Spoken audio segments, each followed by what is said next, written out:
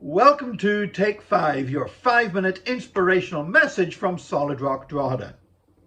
On this day, 402 years ago, the 20th of August, 1619, a ship full of cargo docked in the makeshift harbour at the American colony of Jamestown, what is now modern-day Virginia.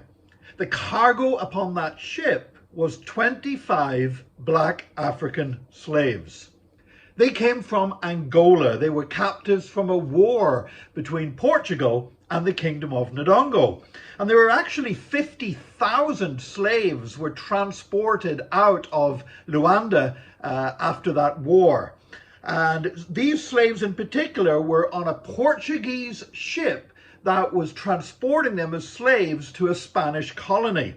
But they were boarded by English privateers. Now, privateers were basically pirates that were sponsored by a government. They were like legal pirates. Countries would actually give papers of authorization to pirates to be able to attack and rob the ships of other countries.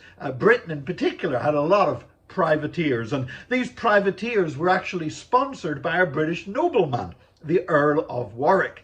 And they basically attacked this Portuguese ship and they seized these 25 Angolan slaves and transported them to the colony of Jamestown, where they became, now they weren't the first slaves in North America.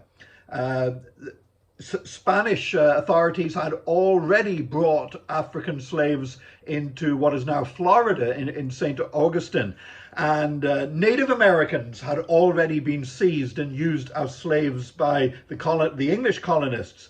And also there were people who already owned black African slaves who had then traveled to North America. But these were the first black Africans sold as slaves by white people in North America, and therefore they are considered to be the start of a horrible legacy that lasted for generations, for over 200 years, and ended up causing such misery, brutality, and shame, and ended up basically could only be cleansed by a civil war that cost the lives of 600,000 Americans. Before the United States of America even existed as a nation, this ship docked in Jamestown and left behind a legacy of misery that would affect the United States of America and still affects it today. You know, that made me think, what legacy are we leaving for future generations?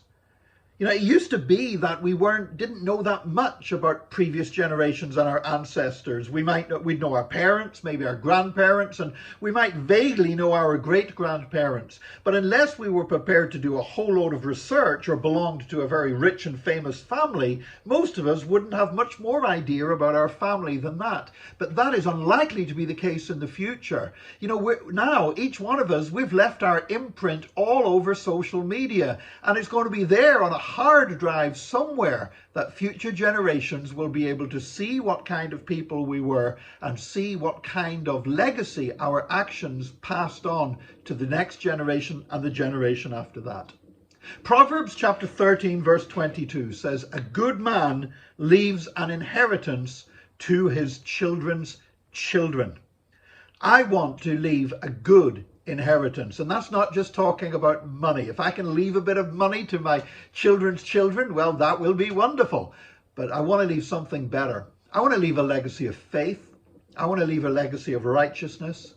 I want to leave a legacy of compassion and truth.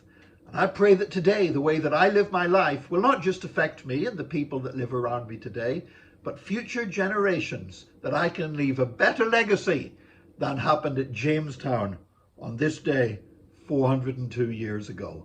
I pray that God will bless you today, that you will do something today that will leave a valuable legacy for your children's children. May God bless you, and join us again next time for another Take 5, your 5-minute inspirational message from Solid Rock Drogheda.